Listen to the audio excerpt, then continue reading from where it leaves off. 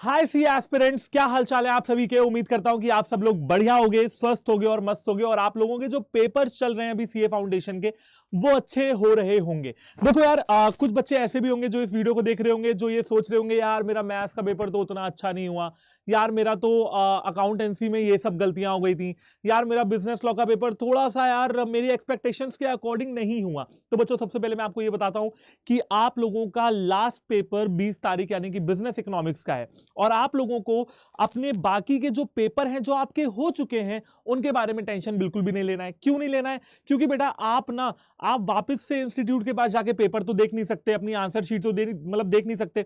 जो हो गया सो हो गया। हम तैयारी करने वाले हैं आगे की। देखिए, मैं ये नहीं कह रहा हूं कि आपको सोचना नहीं है, बट आपको ओवर थिंकिंग नहीं करनी है। आपको उन 3 पेपर्स के लिए के चक्कर में अपना आगे आने वाला नेक्स्ट पेपर खराब नहीं करना है। सबसे पहले इस बात पे फोकस रखिएगा। बिजनेस इकोनॉमिक्स एक ऐसा सब्जेक्ट है जहां पे आप बहुत ही अच्छा स्कोर खड़ा कर सकते हैं, जिसमें आपका ओवरऑल एग्रीगेट बहुत ही प्यारा सा बनता है। तो यहां पे इस वीडियो में मैं डिस्कस करने वाला हूं कि लास्ट के एक दिन में आपको क्या करना है ताकि आप ज्यादा से ज्यादा जो है नंबर अपने स्कोर कर सकें। देखो बच्चों, मैं कुछ पढ़ाने नहीं आया हूं, है ना। आप लोगों ने जितना पढ़ना था पढ़ चुके हो। एक दिन में आप कुछ नया पढ़ के कुछ और एडवांटेज नहीं ले पाओगे, लेकिन कम से कम आप एक दिन में रिवीजन कर पाओगे, आप एक दिन में प्रैक्टिस कर पाओगे, आप एक दिन में अपने माइंड को इस तरह से काम कर पाओगे, अपने माइंडसेट को तैयार कर पाओगे कि यार मेरा पेपर है और मैं पेपर में जाऊंगा तो बहुत अच्छा परफॉर्म करने वाला हूं। तो ये लास्ट एक दिन आपको कैसे बिताना है, चलिए इसके बारे में बात करते हैं। तो इस वीडियो को जरा एंड में देखिएगा, क्योंकि इस वीडियो को मैंने बांटा हुआ है 3 पार्ट्स में, जहां पे मैं आपको अलग अलग तरीके की स्ट्रेटेजी बताने वाला हूं। तो चलिए शुरू करते हैं। सबसे पहले जब इकोनॉमिक्स की बात होती है तो बच्चे जानते हैं कि पेपर ऑब्जेक्टिव है, जानते हैं कि इसमें समय कम मिलता है 2 घंटे का। अब मैथ्स में भी 2 घंटे का समय मिलता है, इकोनॉमिक्स में 2 घंटे का समय मिलता है। 100 क्वेश्चंस आने, यानी कि 100 क्वेश्चंस 120 मिनट, ठीक है। नो रीडिंग टाइम, यानी कि आपके पास समय की कहीं ना कहीं थोड़ी सी कमी तो रहती है। तो सबसे पहले बात बताता हूं आपको रिवीजन स्ट्रेटजी की, क्योंकि आप लोग पढ़ चुके हो यार, है ना। आज जो बच्चा मेरी इस वीडियो को देख रहा होगा, इसका मतलब वो पेपर देने जा रहा है तो वो पढ़ चुका है। सबसे पहले बच्चों बात करते हैं यार रिवीजन स्ट्रेटजी की। सबसे पहले मैं ये कहूंगा, आप लोगों ने अपने नोट जरूर बनाए होंगे। देखो, आज की डेट में आप आईसीएआई का मॉड्यूल उठा के पढ़ना शुरू अफोर्ड नहीं कर सकते हो। जो आपके नोट्स हैं, अगर आपके पास चार्ट्स के कोई नोट्स हैं, अगर आपके पास क्वेश्चंस के कोई नोट्स हैं, अगर आपके पास थ्योरी के नोट्स हैं, फॉर्मूला के नोट्स हैं, कंसेप्ट के नोट्स हैं, तो प्लीज आप उनको ही रिफर करिए, क्योंकि वो नोट्स आपने किस दिन के लिए बनाए हैं? इसी दिन के लिए बनाए हैं। इसी दिन वो नोट्स आपके काम आने वाले हैं। दूसरी चीज बच्चों, इंपॉर्टेंट टॉपिक्स को पहले कवर करने का, है ना भाई। एक दिन है ना आपके पास, तो आप जितना भी पढ़ रहे हो, अब मैं कह रहा हूं आप 4 घंटे पढ़ रहे हो, 8 घंटे पढ़ रहे हो, 12 घंटे पढ़ रहे हो, 16 घंटे पढ़ रहे हो, वो आपके हिसाब से। बट आप शुरुआत में ये सोचें कि आपको इंपॉर्टेंट टॉपिक्स कवर करने हैं। सर इंपॉर्टेंट टॉपिक्स कौन से? भैया इंपॉर्टेंट टॉपिक्स की लिस्ट चैप्टर वाइज वेटेज के हिसाब से आपको इस पीडीएफ में नजर आती है, जो कि आईसीएआई की वेबसाइट पे आपको नजर आती है। अब ये आपने देखी होगी ऑब्वियसली अपनी तैयारी के समय। मैं एक बार दोबारा दिखा दे रहा हूं। बिजनेस इकोनॉमिक्स 5% का है, डिमांड एंड सप्लाई 10%, ठीक है, प्रोडक्शन एंड कॉस्ट 10%, फिर price determination in different market 15% हो गया, नेशनल इनकम 15% हो गया, बिजनेस साइकिल 5% हो गया, पब्लिक फाइनेंस 10% हो गया, ठीक है, मनी मार्केट 10% हो गया, फिर इंटरनेशनल ट्रेड 10% हो गया, इंडियन इकोनॉमी 10% हो गया। सिंपल सी बात है यार। 2 आपके ऐसे टॉपिक है जो 5% के हैं, कुछ टॉपिक्स 2 ऐसे हैं जो आपके 15% के हैं, बाकी के जो 6 टॉपिक्स, जो 6 चैप्टर जो आपके हैं वो 10-10% के हैं। तो अब आप खुद ही समझ सकते हो कि मैं क्या कहना चाहता हूं, कि आपको इंपॉर्टेंट चीजों को पहले ही कवर कर लेना है। जो बाद में थोड़ी बहुत कम इंपॉर्टेंट है उनको बाद के लिए छोड़ सकते हो, करके वो भी जाना है। और आप अपना बाकी का जो समय है वो क्वेश्चंस की प्रैक्टिस पे लगाइए, नोट्स को रिफर करिए, क्वेश्चंस की प्रैक्टिस लगाइए, इंपॉर्टेंट टॉपिक्स को पहले कवर कर लीजिए। ये तो हो गई रिवीजन की स्ट्रेटजी। अब आप अपने दिन को 3 भागों में डिवाइड कर सकते हो। सिंपल है ना। सुबह दोपहर शाम। आप सुबह उठ के क्या कर रहे हो? 4 बजे आप उठते हो, है ना। मान लेते हैं कि यार आज आपने नींद पूरी कर ली और आप 4 बजे उठ गए, ठीक है। आप सुबह जो है 19 तारीख को 4 बजे उठ गए, बहुत प्यार से आप उठ जाओगे।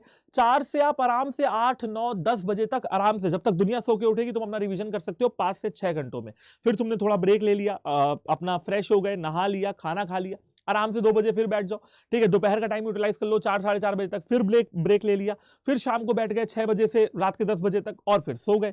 फिर सुबह उठे, अब 2 बजे पेपर है अगले दिन 20 तारीख को, तो जो 4-5 घंटे वहां मिले वहां पे आपने रिवीजन कर लिया। तो रिवीजन करने के लिए आपके पास सफिशिएंट टाइम है, टाइम की कमी नहीं है, ठीक है। पहली चीज तो ये हो गई। चलिए अब आपको बात बताता हूं टाइम मैनेजमेंट की। क्या करना है ध्यान से सुनिएगा। एलोकेट करो अपना टाइम 5 से 6 घंटे कम से कम, ये मैंने मिनिमम लिखा हुआ है। अगर कोई बच्चा इससे ज्यादा पढ़ना चाह रहा है तो वो पढ़े, मैंने मिनिमम लिखा है कि भैया 6 घंटे तो रिवीजन को दे ही देना, 4 घंटे तो अपने प्रैक्टिस को दे ही देना, ठीक है। प्रैक्टिस करना तो ये मत सोचना कि लास्ट डेट में मैं 2000 क्वेश्चन 3000 क्वेश्चन एमसीक्यू के लगा लूं। जो चीजें तुमने अभी तक कवर की हैं, जो चीजें तुमको इंपॉर्टेंट बताई गई हैं, वही आपको यहां पे कवर करना है। और भैया सिंपल है कि भैया पढ़ते पढ़ते कितना ही पढ़ोगे, बोर हो ही जाओगे, थक जाओगे, माइंड को रिलैक्सेशन चाहिए होता है, फटीग स्टडी आप लोग जानते ही हो, है ना। तो वो रेस्ट इंटरवल आप अपने आप को दे सकते हो, 10 से 15 मिनट टीवी देख लो, फोन चला लो, ठीक है, बातचीत कर लो, है ना, बाहर घूमने जाने का माने घूम आओ, 10-15 मिनट की वॉक कर लो, ऐसा ऐसा आप अपने टाइम को मैनेज कर सकते हैं। मेरे हिसाब से आपको मिनिमम कल के दिन पे 19 तारीख के दिन पे आपको 10 घंटे तो लगाने ही लगाने चाहिए, मिनिमम की बात मैं बता रहा हूं, जिसमें 6 घंटे रिवीजन को दीजिए, फिर बाकी का प्रैक्टिस को दीजिए। रिवीजन में भी माइक्रो अलग कर सकते हैं, मैक्रो अलग कर सकते हैं और इंडियन इकोनॉमी अलग कर सकते हैं, ठीक है। चलो वो आपके हिसाब से। और लास्ट में आपको ये कहूंगा कि यार एग्जाम की जो स्ट्रेटजी है ना वो भी बहुत इंपॉर्टेंट होती है, क्योंकि वो देखो होता क्या ना, बच्चे तैयारी में इतना टाइम लगा देते हैं, एग्जाम के दिन 2 घंटा बैठ के क्या करना है उसके बारे में सोचते नहीं है। देखो यार बच्चों, एमसीक्यू का पेपर है, सबसे पहले जो भी आपके क्वेश्चंस आएंगे उनको केयरफुली रीड करिएगा। केयरफुली रीड करने का मतलब है बच्चे नोट नहीं देखते हैं, मस्ट नोट नहीं देखते हैं, उसके ऑप्शंस को सही से नहीं पढ़ते हैं, ठीक है, आते हुए भी गलत करके आने के रीजंस यही सारे हैं, सिली मिस्टेक करते हैं। देखिए ना आना और आते हुए गलत करना दोनों में डिफरेंस है। आता ही नहीं है, गलत करके आ गए, कोई बात नहीं, आता था फिर भी गलत करके आ गए, ये सिली मिस्टेक की वजह से होता है। क्वेश्चन को सही से नहीं पढ़ा, जल्दबाजी में गोला लगा दिया, ठीक है। आपको ध्यान रखना है कि नेगेटिव मार्किंग भी है यहाँ पे, तो आप क्वेश्चन नहीं आ रहा है छोड़ के आ जाओ, लेकिन भैया जी गलत मत करो। तो ये स्ट्रेटजी आपकी होनी चाहिए। Attempt easy questions first. अगर आपको लगता है कि कोई न्यूमेरिकल क्वेश्चन है, मान लो आप क्वेश्चन नंबर 1 से शुरू कर रहे हो, क्वेश्चन नंबर 10 न्यूमेरिकल है, आपको लग रहा है क्वेश्चन नंबर 10 न्यूमेरिकल है, मुझे इसमें टाइम लगेगा, छोड़ दो, आगे बढ़ जाओ क्वेश्चन नंबर 11 पे। अगर आपको लग रहा है तो सोचने में समय ज्यादा व्यतीत ना करें कि आपको ये चीज करनी है या नहीं करनी है, तुरंत फैसला ले, सिंपल सी बात है। और अपने टाइम को मैनेज करके चलिएगा, कहीं ऐसा ना हो कि आते हुए भी आपका पेपर छूट जाए, ठीक है। Don't try to learn new things आखिरी के 1 घंटे में, आखिरी के 2 घंटे में, जिस दिन पेपर है उसके 4 घंटे पहले। भैया कुछ भी नया पढ़ने की जरूरत नहीं है, पढ़ के भी कुछ नहीं कर पाओगे। जितना आता है तुमको, 80% आता है पूरे सिलेबस का, 90% आता है पूरे सिलेबस का, बहुत बढ़िया आता है, उसको और मजबूत करो। बहुत अलग से चीजें पढ़ने की जरूरत नहीं है। अगर किसी बच्चे को इंडियन इकोनॉमी नहीं आती है, भाई अब क्या कर सकते हो, ठीक है, उसको थोड़ा बहुत देख के चले जाओ, अगले दिन सुबह के टाइम पे, अभी उसको रटने मत बैठ जाना, बस इतना कहना चाहता हूं, है ना। चलो, और पॉजिटिव सेल्फ टॉक। बेटा पॉजिटिव अपने आप से कहते रहो कि यार मेरा ये पेपर खराब हो गया था, कोई बात नहीं, मैं उसमें भी पास हो जाऊंगा और इकोनॉमिक्स में इतने अच्छे नंबर लेके आऊंगा कि मेरी सारी की बाकी की चीजें कवर हो जाएंगी, ठीक है। ऐसा अपने आप से बातें करते रहो। एमसीक्यू जैसा कि मैंने आपको बताया कि ध्यान से पढ़ने की बहुत जरूरत है, बच्चे सिली मिस्टेक करते हैं, क्वेश्चन को सही से ना पढ़ना, ऑप्शन को सही से ना पढ़ना, नॉट जैसे वर्ड्स ना देखना, इनमें आपको कंफ्यूजन होता है। और ध्यान रखिएगा, जो सबसे ज्यादा मेरे हिसाब से एमसीक्यू एग्जाम में जरूरत होती है बेटा, वो होती है कंसंट्रेशन की, ठीक है। क्यों होती है कंसंट्रेशन की जरूरत? क्योंकि यार आप समझो ना, आप किसी एक टॉपिक से रिलेटेड क्वेश्चन वहां पे नहीं कर रहे हो, आप अलग अलग 100 क्वेश्चन कर रहे हो। तो जब आप 100 क्वेश्चन कर रहे हो ना, आप एक क्वेश्चन पढ़ रहे हो, आंसर दे रहे हो, 2 क्वेश्चन पढ़ रहे हो, आंसर दे रहे हो, आपका दिमाग भी घूम जाता है। उस घूमे हुए दिमाग को ट्रैक पे रखने के लिए सिर्फ और सिर्फ पेपर के बारे में ही सोचें, कंसंट्रेट करके पेपर दें। अगर आपको कोई गाना याद आ रहा है ना कि गाना गुनगुनाने का मन कर रहा है, लो यार गाना गुनगुना लेते हैं, ठीक है, अभी रेडियो पे कहीं सुना था, आ रहा है मन में, उसको तुरंत डाइवर्शन को रोको और अपने पेपर पे जाओ। अगर माइंड डाइवर्ट हो रहा है तो you can not afford mind diversion, ठीक है। कंसंट्रेशन के साथ आपको पूरा का पूरा पेपर देना है ना, बहुत जरूरत होती है। और लास्ट में बच्चों मैं आपसे कहना चाहूंगा कि all the very very very best, ठीक है। आप लोगों का पेपर बहुत अच्छा होगा, मुझे पूरा यकीन है।